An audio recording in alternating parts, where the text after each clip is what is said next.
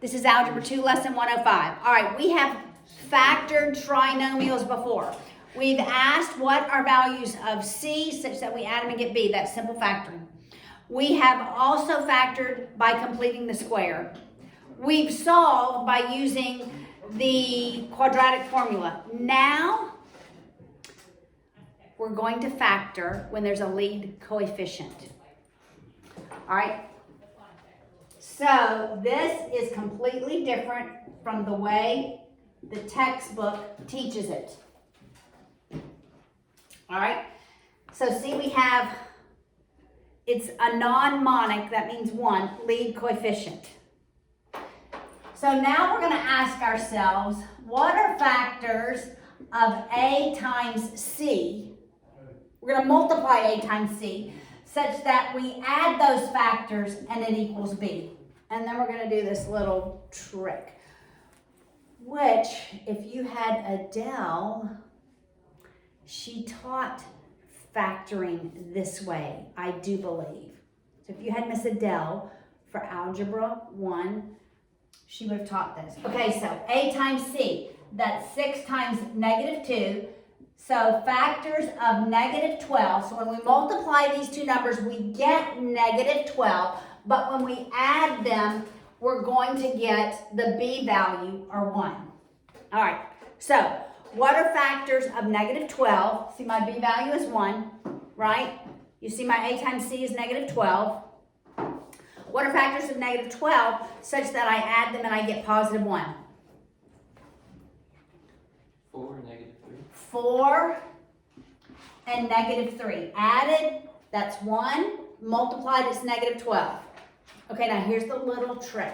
So if you work it the way the textbook works, it's trial and error. If you work it the way I'm teaching it, there's no trial and never error. Okay? You get the answer. Okay, so once you get your factors, we're going to pretend like we're going to write fractions. We're going to write the lead coefficient with an X. So 6 with an X, 6 with an X. Then we're going to simplify the 6 and the 4. So 2 goes into both of them, right? So we read bottom to top, and that's my factor. 3x plus 2, because the 2 is positive. And then 6 minus 3. Well, we're going to simplify the 6 and the 3. So 3 goes into 3, 1. That's a negative 1. 3 goes into 6, 2. Then we read bottom to top. 2x minus 1. And this is so helpful because when we go to solve them, we're just factoring now. When we go to solve them, the answer is the opposite of this. So x equals negative 2/3 and x equals positive 1/2. This also gives you the answers. Okay. All right, so practice is what makes progress, right? You can check it by multiplying first, adding your outers and your inners and your last. All right, so let's look at 105.2. 2x squared minus 7x minus 15. Okay, we want factors of A times C. 2 times negative 15. So that's negative 30. When we multiply, the result is negative 30. When we add them, the factors, the result is negative 7. All right, so what are factors of negative 30 such that we add them and we get negative 7? Negative 10 and 3. Negative 10 and positive 3. Right? Now, under both of these, we're going to write a 2 with an X. Wait, isn't this the same thing we did like 50 lessons ago? So very close. What you did, that was using the B and the C, and the X didn't have a coefficient. We didn't have anything here. It was a 1. So is whatever. So added it's up a in the middle. little different, yes. But this part is yes. Factors of this value such that we add them and get this value. But now it's A times C, not just the C value. All right, so you're dividing it by 2x. Well, really, we're not dividing, right? It's just a sneaky way to get our factors. Then we simplify. 2 goes into 2 once and into 10 5 times. So what's my factor? 1 minus 5. 1x minus 5. X minus 5. Yes, 1x minus 5. Okay, can I simplify this one? So what's the factor? 2x minus 3. It's a positive 3. So it's 2x plus 3. Got it? You see that? No trial, no error. So that's the answer? That's the answer. That's correct. So why do you need the equation above that says something times something will be negative 30? Oh, because that's the two things you used to equal negative 30. Correct. Yes. Okay, now in 105.3, now we're solving that. Let's go back. What's the solution for this one? Positive 5. What's the solution for this one? Negative 3 halves.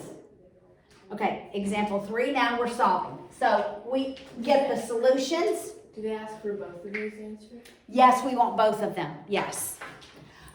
All right. So it's always just, I don't know, it just seems so easy. It is. It is, Jacob.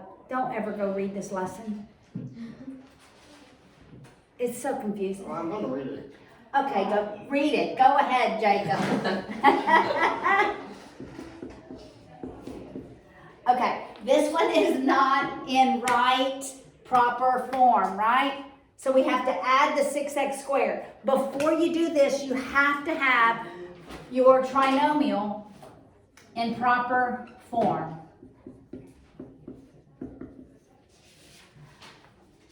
All right, so now we're looking for factors of negative 36 such that we add them and they equal what? 5x negative 5. Negative 5. What are factors of negative 36 such that we can add them and they equal negative 5?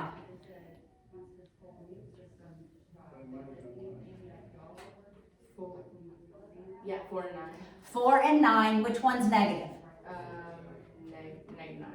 9 is negative. What do I do next?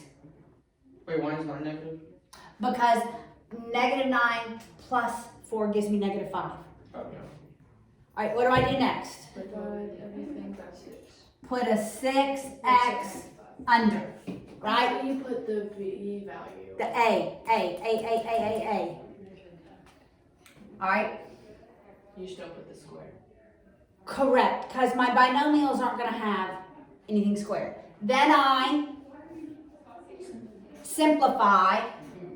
2 goes into both of these. All right, so what is my binomial? It's x. It's what? 3x 3x plus 2. plus 2. What's my solution? X equals 2 over 3. negative. It's the opposite. Oh, right. Negative 2/3.